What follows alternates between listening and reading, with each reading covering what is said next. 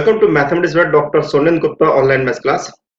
Dear friends, हमने previous lecture में देखा था किस प्रकार से मैंने आपको न्यूमेरिकल एनालिसिस के अंदर इंटरपोलेशन के टॉपिक स्टार्ट किया हुआ। अभी तक हम दो लेक्चर डिस्कस कर चुके हैं, जिसमें लेक्चर नंबर 1 में आपको मैंने बताया था कि क्या हमारे पास फाइनाइट डिफरेंस ऑपरेटर होते हैं, और लेक्चर नंबर 2 में बताया था क्या हमारे पास फैक्टोरियल नोटेशन होते हैं पॉलिनोमियल फंक्शन के।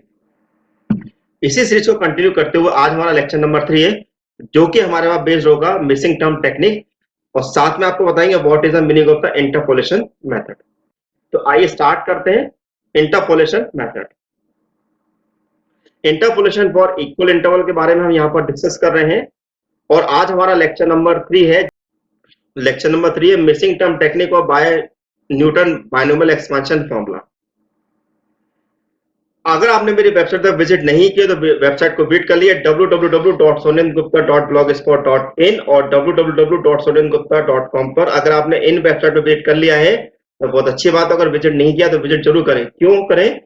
क्योंकि आपको इन वेबसाइट पर विजिट करने से आपका फायदा ये मिलेगा कि आपको प्रीवियस सेमेस्टर के आरजी पेपर के सॉल्यूशन मिलेंगे, साथ में आपको ई नोट्स भी फ्री ऑफ कॉस्ट मिलेंगे। तो वेबसाइट पर विजिट करना ना भूलिएगा।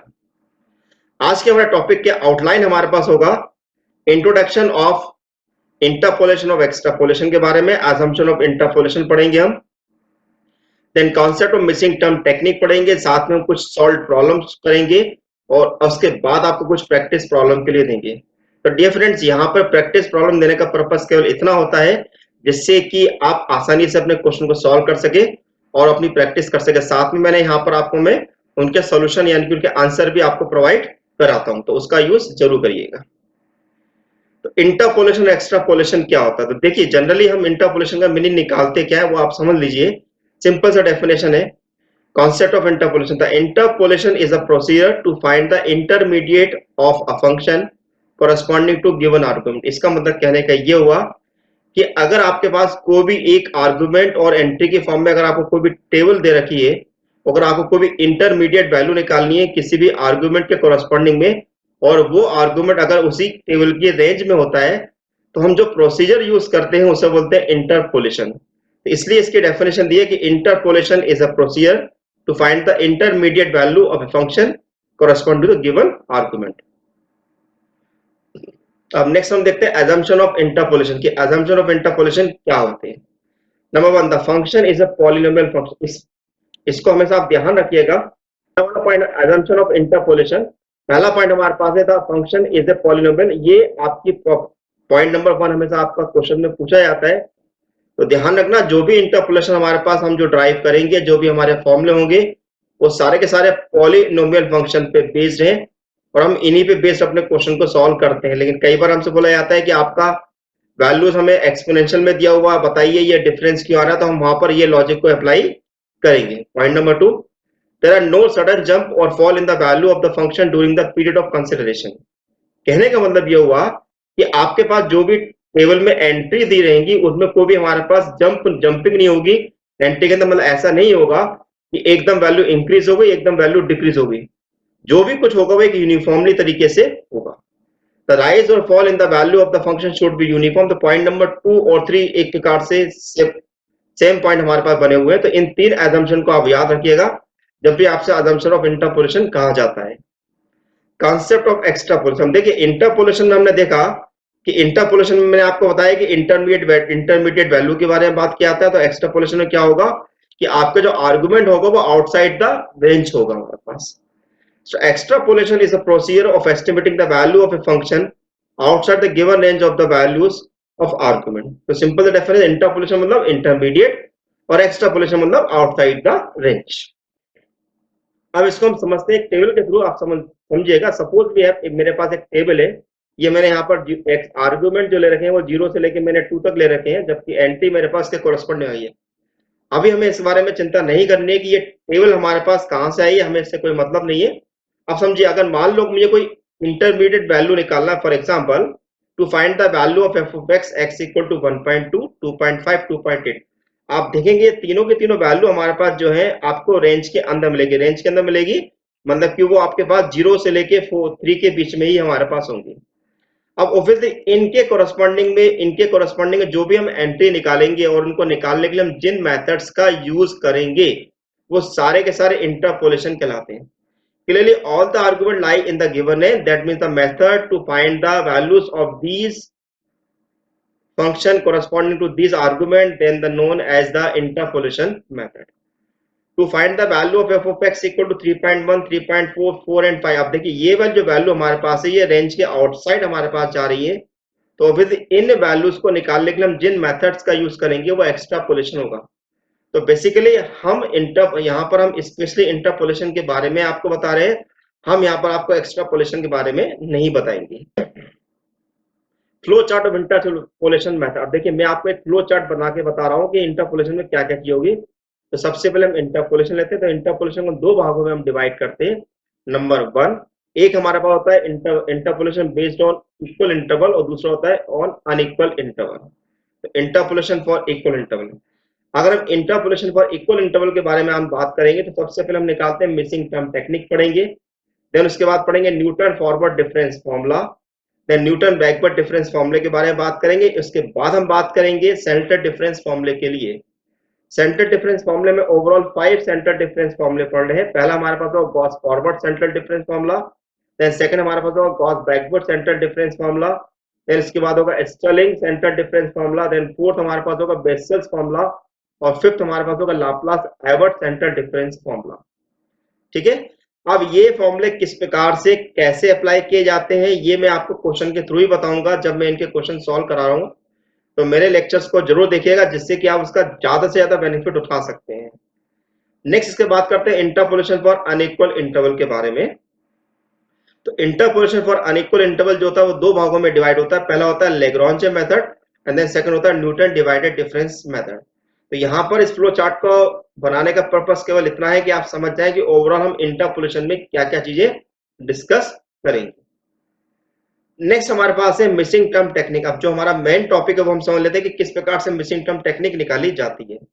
तो क्वेश्चन हमारे पास होता है question is that what is a missing term logic. अब क्या होते हैं हमारे पास मिसिंग टर्म लॉजिक वो हम समझ लेते हैं. मान लीजिए हमारे पास ये एक हमने एक टेबल आपको ली. आप देखेंगे कि आर्गुमेंट 2 के कोरस्पॉन्डिंग में मेरे पास एंट्री नहीं है. 2 के कोरस्पॉन्डिंग में मेरे पास एंट्री नहीं है. तो 2 के कोरस्पॉन्डिंग में अगर मेरे पास एंट्री नहीं है तो इसका मतलब ये निकाला जाएगा कि मुझे यहाँ पर ये जो वैल्यू है वो मुझे फाइंड आउट करनी है. ओके. तो अगर टेबल में अगर कोई भी एंट्री अगर मिसिंग दिखाई देती है तो इसका मतलब ये होगा कि वो क्वेश्चन जो होगा वो मिसिंग टर्म टेक्निक की कैटेगरी में आ जाएगा. आपको समझ में आ गया होगा what is the meaning of the missing term technique. Now we find the value of f of x at x equal to 2. Obviously x equal to मेरे पास नहीं है. Therefore this question is related to missing term technique. अब missing term technique में कौन कौन से methods हमारे पास होते हैं वो हम समझ लेते हैं. आपको हम बताते हैं ये जनरली ये मेथड जो होते हैं बुक्स में उतनी बेहतर तरीके से नहीं दिए होते जितने कि मैं आपको यहाँ पर स्पेशली एक्सप्लेन कर रहा हूँ. तो देखिए मेथड नंबर 1 हमारे पास है. There are 2 methods of missing term technique. Number 1 difference table के थ्रू निकाला जाता है. नंबर 2 न्यूटन बायनोमियल एक्सपांशन के थ्रू हम फाइंड आउट कर सकते हैं. आइए समझते हैं मेथड नंबर 1 हमारे पास क्या है. Missing term technique by difference table. अब इसको हमने दो भागों में डिवाइड किया हुआ है. नंबर 1 हमारे पास 1 मिसिंग वैल्यू और 2 मिसिंग वैल्यू और भी हो सकती है लेकिन स्पेशली यहाँ पे मैंने 1 मिसिंग वैल्यू और 2 मिसिंग वैल्यू के लिए ही लिखा है. When one missing term is required, so what will we do? Suppose we have n minus 1 entries corresponding to n argument. Therefore आप देखेंगे मेरे पास अगर n argument और उसके corresponding मेरे पास अगर n minus 1 number of entries है तो obviously इसका मतलब ये निकाला जाएगा कि आपकी एक एंट्री मिसिंग में है. Therefore one entry is missing. अब जितनी हमारे पास एंट्री होंगी उतने ही हम डेल्टा को एज्यूम करते हैं with the help of the fundamental theorem of difference calculus. अगर डियर फ्रेंड्स अगर आपने प्रीवियस लेक्चर नहीं देखा है तो लेक्चर नंबर 2 को जरूर देख लें जिससे कि आपको बेहतर तरीके से समझ आएगा what is the fundamental theorem of difference calculus. अभी आप केवल इतना ध्यान रखिए जितनी एंट्री होंगी उसके अकॉर्डिंग हमारे पास डेल्टा की पावर लगाई जाती है. तो then by fundamental theorem of difference calculus we have delta to the power n minus 1 f of x equal to 0. अब देखिए अब जो delta to the power n minus 1 f of x equal to 0 लिखा हुआ तो हम जो भी हम यहाँ पर डिफरेंस टेबल बनाएंगे वहां पर हम डेल्टा की पावर उतनी इंक्रीज करेंगे.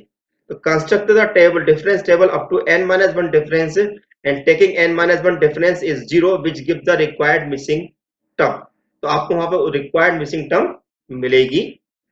आपको आ गया होगा कि what is the meaning of the one missing term required. अब देखिए सेकंड मिसिंग टर्म अगर मेरे पास रिक्वायर्ड होगी तो वो कैसे हम निकालेंगे। When two missing terms are required, what will be do? Suppose we have n minus 1 entries corresponding to n argument. n minus 1 ना लेके हम बोलते हैं यहाँ पर n minus 2 entry corresponding to n argument. Therefore, two entries are missing. Two entries are missing. Then by fundamental theorem, delta to the power n minus 2 f of x equal to 0. Okay तो हम कितना लेंगे delta to the power n minus 2। मैं फिर यहाँ पर repeat करना चाहूंगा, जितनी डेल्टा की पावर होती है उतने ही हम, सॉरी जितनी हमारे पास एंट्री होती है उतने ही हम डेल्टा की पावर लेके चलते हैं। Construct the difference table up to n minus 2th difference in which we getting two expression in terms of two missing values, taking both expression equal to 0, solve it and which is required solution। यानी कि जितनी हम power लेके चलेंगे उस हिसाब से हमारे पास, अगर मान लो अगर हमारे पास क्वेश्चन में अगर टू मिसिंग का क्वेश्चन अगर हमारे पास आ रहा है तो ऑब्वियसली वहां पे हमारे पास दो एक्सप्रेशन बनेंगे, यानी कि दो इक्वेशन बनेगी। उन दोनों इक्वेशन को हम सॉल्व करेंगे और जो भी हमारे पास आंसर आएगा वो रिक्वायर्ड मिसिंग टर्म कहलाएगी। आइए अब क्वेश्चन के थ्रू समझते हैं कैसे मिसिंग टर्म निकाले जाते हैं। तो पहला क्वेश्चन हमारे पास है, interpolate F of 2 from the following data. आप साफ साफ देख रहे हैं कि 2 के कॉरस्पॉन्डिंग में वैल्यू मेरे पास नहीं है। इसका मतलब ये हुआ कि ये क्वेश्चन हमारे पास जो है मिसिंग टर्म टेक्निक के ऊपर आ गया है। आइए अब देखते हैं हमारा क्वेश्चन में क्या क्या हमारे पास कितने आर्गुमेंट दे रखे हैं।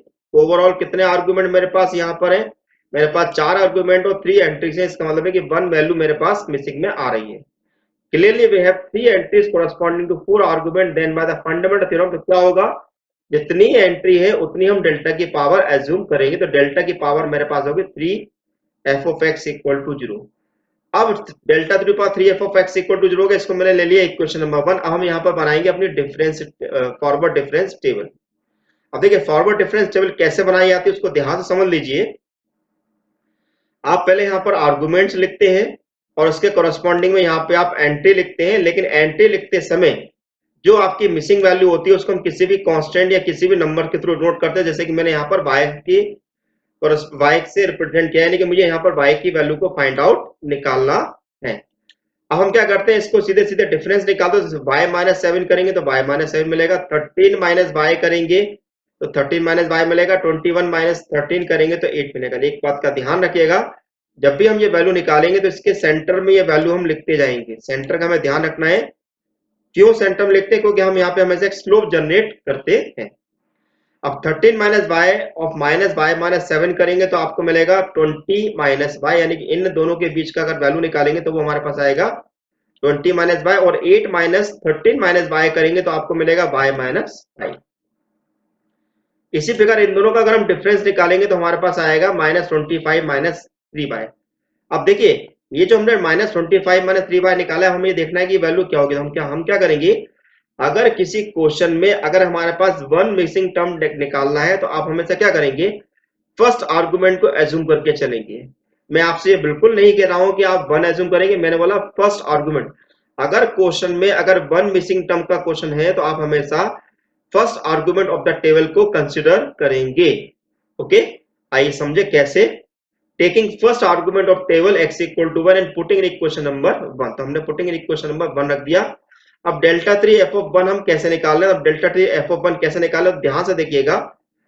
अब अगर मैंने यहाँ पर एज्यूम किया हुआ है तो इसका मतलब ये होगा कि इस 1 के कोरस्पॉन्डिंग में मेरे पास ये कहलाएगा f ऑफ 1। इसको क्या बोलेंगे हम, f ऑफ 1 बोलेंगे। और इस f ऑफ 1 के कोरस्पॉन्डिंग में हम वैल्यू निकालना स्टार्ट करेंगे। तो हम इस प्रकार से यहाँ पे स्लोप जनरेट करेंगे। तो स्लोप जनरेट करने पे आप देखते हैं कि ये मेरे पास f of delta 3 f of 1 कहलाएगा। और अगर ये डेल्टा 3 f ऑफ 1 अगर मेरे पास है तो ऐसी कंडीशन में अगर मैं इसको 0 के बराबर अगर मैं रख रहा हूं तो मुझे मिलेगा, क्या मिलेगा मुझे, minus 25 plus 3 Y equal to 0, यानी कि y इक्वल टू 25/3। तो वो वैल्यू कहलाएगी 8.33। तो ये हमारे पास रिक्वायर्ड सोल्यूशन हो गया, यानी कि हम कह सकते हैं दिस इज रिक्वायर्ड सोल्यूशन। आइए सेकंड क्वेश्चन समझते हैं कि सेकंड क्वेश्चन मेरे पास क्या है। Estimate the missing term from the following data. अब इसमें हमारे पास ओवरऑल हमारे पास आर्गुमेंट दे रखे हैं 5 और एंट्री मेरे पास है 4, यानी कि क्वेश्चन में अभी भी हमें 1 मिसिंग टर्म का ही क्वेश्चन हमें दिया हुआ है।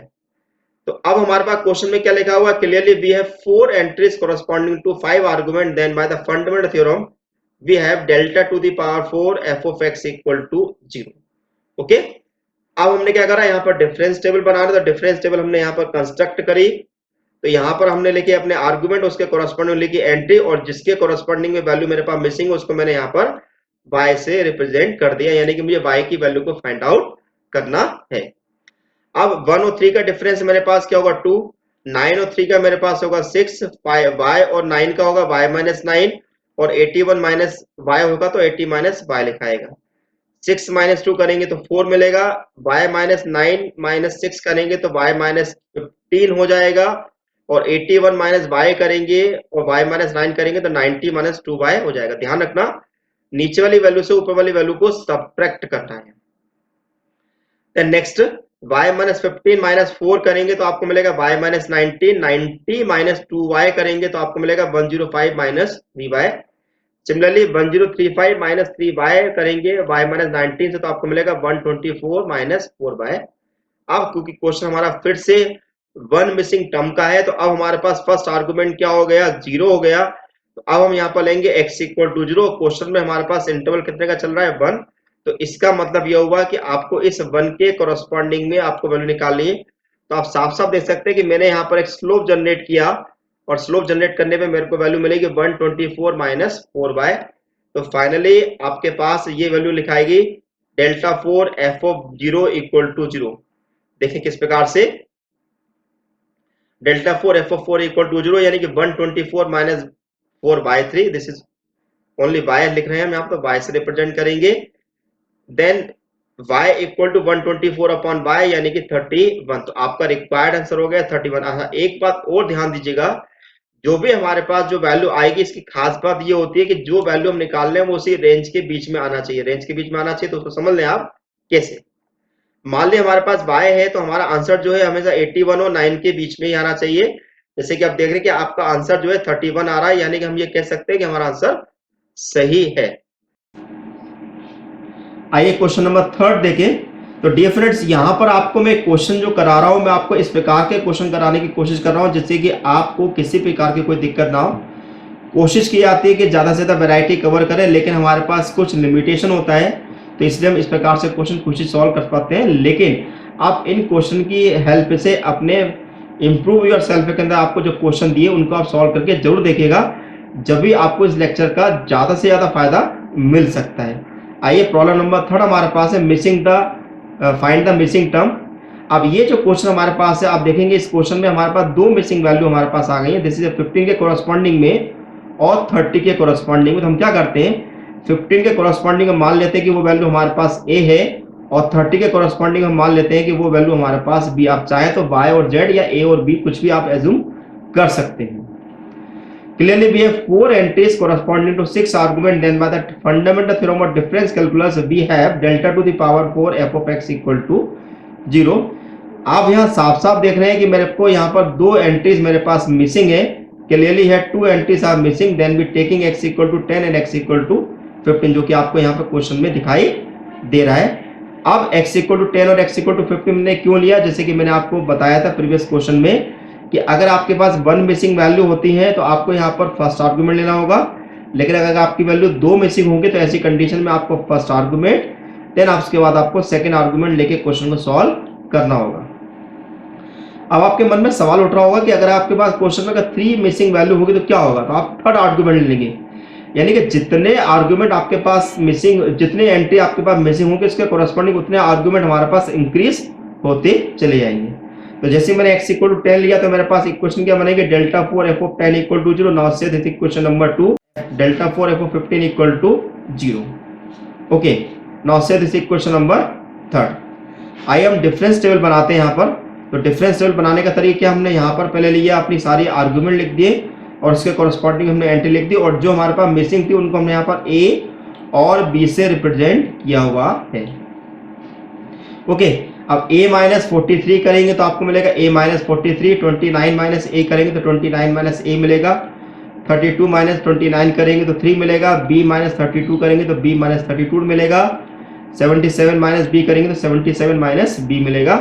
अब next 29 minus A minus of A minus 43 करेंगे तो 72 माइनस 2a मिलेगा। 3 माइनस ऑफ दिस मच करेंगे तो माइनस 26 प्लस a मिलेगा। 30 b माइनस 32 माइनस 3 करेंगे तो b माइनस 35 मिलेगा।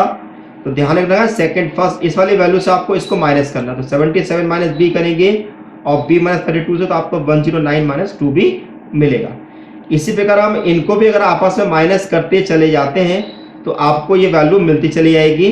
तो आप यहाँ पर इसको करके देख सकते हैं। अब आप देखेंगे कि लास्ट में मेरे पास दो आपको वैल्यूज मिल रही है, एक इक्वेशन हमारे पास ये वाली मिल रही है और एक इक्वेशन हमारे पास ये वाली मिल रही है। तो जैसे कि मैंने आपको बताया कि क्वेश्चन में हम ऑलरेडी यहाँ पर x इक्वल टू 10 और h 15 ले चुके हैं। अब इन दोनों के बीच में डिफरेंस कितने का चल रहा है, तो वो डिफरेंस मेरे पास चल रहा है 5 का।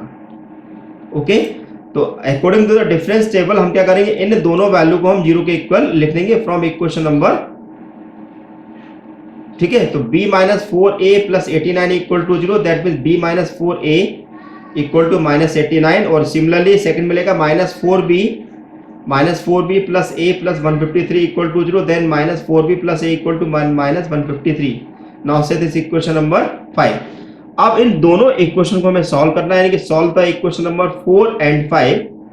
अब जैसे हम 4 और 5 को सॉल्व करेंगे तो आपको b और a मिलेगा। तो आपको b मिल रहा है 46.73 और b हमने किसके कोरस्पॉन्डिंग लिया था, 30 के कोरस्पॉन्डिंग, यानी कि f ऑफ 30 मिलेगा 46.73।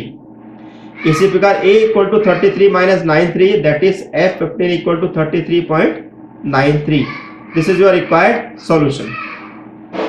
One missing term is required. Suppose we have n entry corresponding to n plus 1 argument, therefore one entry is missing.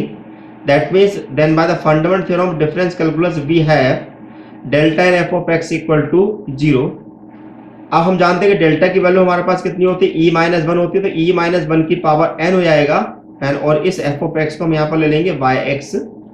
अब e माइनस 1 की पावर n को हम बायनोमियल एक्सपांशन की हेल्प से ओपन करेंगे तो हमारे पास आता है e to the power n minus nc1 e to the power n minus 1 nc2 e to the power n minus 2 minus nc3 e to the power n minus 3 and so on. अब इस yx का हर term के अंदर multiply किया जाएगा इस प्रकार से, और इसके बाद choose the first tabulated value of the argument से x इक्वल टू 0। अब आपको जो भी टेबुलेशन में वैल्यू दी होगी वो हम एज्यूम करेंगे। जैसे कि मान लो अभी मैंने यहाँ पर 0 लिखा हुआ, हो सकता है किसी क्वेश्चन में आपको 1 मिले, 2 मिले, 3 मिले। तो जो भी आर्गुमेंट आपको दिया हुआ है फर्स्ट वो आप यहाँ पर एज्यूम कर लेंगे। इस प्रकार से आप इस वैल्यू को फिर कैलकुलेट करेंगे, putting all entry from the given data and calculate a missing entry. आइए इसको क्वेश्चन के थ्रू समझते हैं कैसे। क्वेश्चन नंबर 4 हमारे पास है, estimate the missing term in the following. अब इस क्वेश्चन में आप देखेंगे कि आपके पास 4 के कोरस्पॉन्डिंग में आपको एंट्री फाइंड आउट करनी है, और साथ में हमें एक्सप्लेन करना है, explain why the result differ from 2 to the power 4। आपको बताना है कि 2 टू द पावर 4 से हमारा रिजल्ट डिफर क्यों आ रहा है, क्यों, क्योंकि 1 के कोरस्पॉन्डिंग में 2 मिल रहा है, 2 के कोरस्पॉन्डिंग में 4 मिल रहा है, 3 के कोरस्पॉन्डिंग में 8 मिल रहा है, तो 4 के कोरस्पॉन्डिंग में कितना मिलना चाहिए, 16। लेकिन आपका आंसर 16 नहीं आएगा। तो जैसे कि मैंने आपको अजम्पशन के अंदर बताया था कि जो अजम्पशन था कि interpolation is based on polynomial function, उस लॉजिक को हम यहाँ पर अप्लाई करेंगे। Clearly we have 6 entry corresponding to 7 argument, then by the fundamental theorem of difference calculus we have delta to the power 6 f of x equal to 0, then delta equal to होता है e minus 1, तो हम इसको expand कर देंगे and taking x equal to 1 and h equal to 1। h equal to 1 मेरे पास question में कहाँ से आया, आपको डिफरेंस दे रखा है, और चूंकि हमारा क्वेश्चन 1 मिसिंग टर्म का है तो हमने यहाँ पर आर्गुमेंट फर्स्ट आर्गुमेंट यहाँ पर एज्यूम कर लिया। तो e माइनस 1 की power 6 f of 1 equal to 0 हो गया। e माइनस 1 की पावर 6 को हम बायनोमियल एक्सपांशन से एक्सपांड करेंगे तो आपको मिलेगा e की power 6 minus 6c1 e power 6 minus 6c1 e to the power 5 6c2 e to the power 4 6c3 e to the power 3 6c4 e square minus 6c5 then 6c6 y1 equal to 0। इस f of 1 को हमने यहाँ पर लिख दिया y1 से, हमने इसको y1 से रिप्रेजेंट कर दिया है। अब इस y1 का अंदर हम मल्टीप्लाई करते हैं इस प्रकार से। अब चूंकि हम y1 को e टू द पावर 6 पे ऑपरेट करेंगे तो आपको मिलेगा y7 y6 y5 y4 y3 y2 and y1। अब ये किस प्रकार से हम ये लिख रहे हैं तो आपको इसके लिए लेक्चर नंबर 2 को देखना होगा, जिसमें आपको मैंने ये चीजें बताई हुई हैं। लेक्चर नंबर 1 को देखिएगा। अब क्वेश्चन में हमारे पास y7 क्या है, ये है, this is your y6, this is your y5, this is your y4 and this is your 8 and this is your 4 and this is your 2। अब इन सब वैल्यू को हम यहाँ पर रख देते हैं। तो आप देखेंगे किसी में हमारे पास y4 के कोरस्पॉन्डिंग वैल्यू हमारे पास नहीं है, तो हमने नहीं रखा है। अब इन सब वैल्यू को हम कैलकुलेट करके इक्वेशन में रखते हैं, तो हमारे पास कितना मिलेगा 20 y4 इक्वल टू 322, यानी कि y4 इक्वल टू मिलेगा 16.1, जबकि हमें मिल रहा है 2 की पावर 4 यानी कि 16। अब आपको बताना है कि ये आंसर में डिफरेंस क्यों आ रहा है। तो जैसा कि मैंने आपको बताया था कि जो भी हमारे पास इंटरपोलेशन जो होता है वो पॉलिनोमियल फंक्शन पे बेस्ड होता है, जबकि 2 टू दी पावर 4 जो है पॉलिनोमियल नहीं है, ये हमारे पास एक एक्सपोनेंट फंक्शन है। यही हमारा इसके बीच में रीजन लिखाएगा।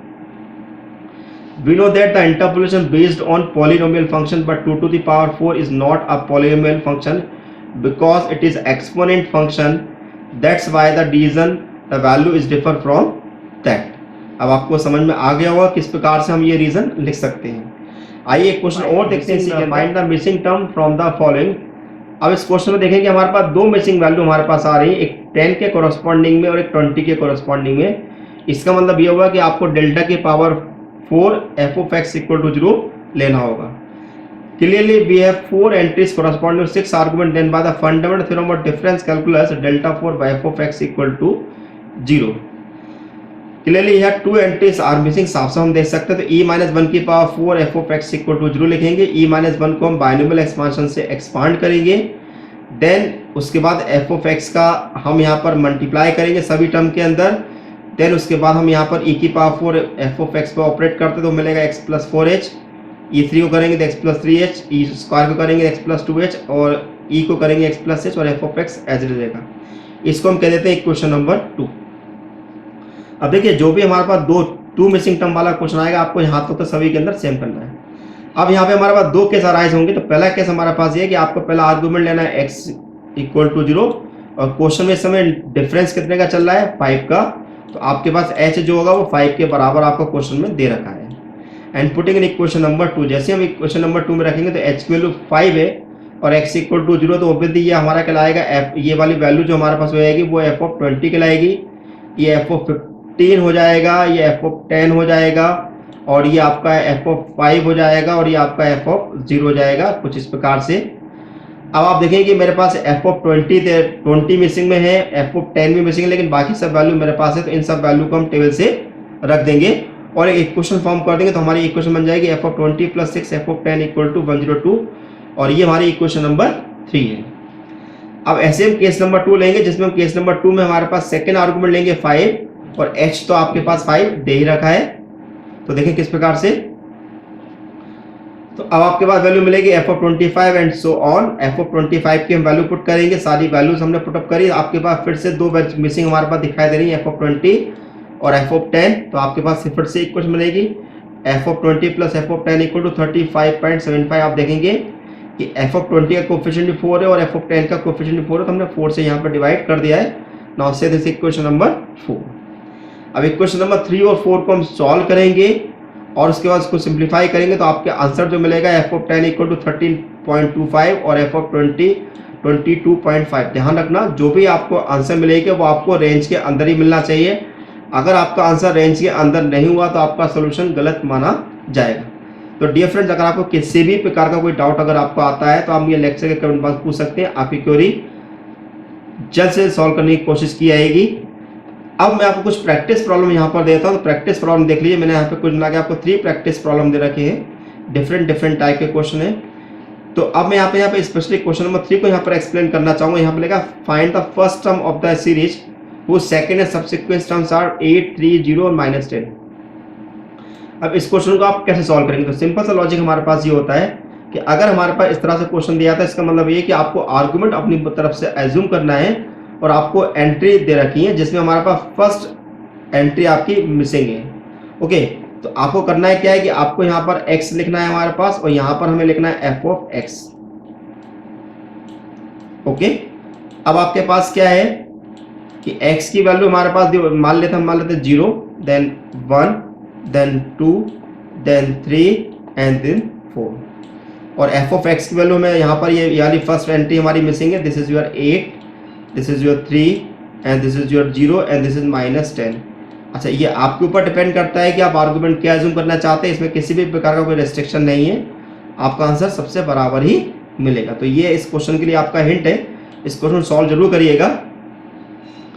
आप मेरी इंजीनियरिंग मैथमेटिक्स 3 की बुक परचेस कर सकते हैं फ्रॉम www.dhanpatrayabooks.com से। आप वहां से ऑनलाइन परचेस कर सकते हैं। आप मुझे फॉलो कर सकते हैं टेलीग्राम ग्रुप पर मैथ्स फॉर यू से, जिसका इनविटेशन लिंक आपको लेक्चर के डिस्क्रिप्शन बॉक्स में दे रखा है। और आपको मेरा लेक्चर एक कैसा लगा है मुझे जरूर बताएं। अगर आपको मेरा लेक्चर अच्छा लगा तो लाइक करना और शेयर करना ना भूलिएगा। आप मुझे फॉलो कर सकते हैं ट्विटर पर, इंस्टाग्राम पर, लिंक्डइन पर, फेसबुक पर, ब्लॉगर पर और ऑफिशियल वेबसाइट पर विजिट कर सकते हैं। और यूट्यूब चैनल पर तो आप देख ही रहे हैं। Then thank you for watching my channel doctor Sunil Gupta. Good luck and all the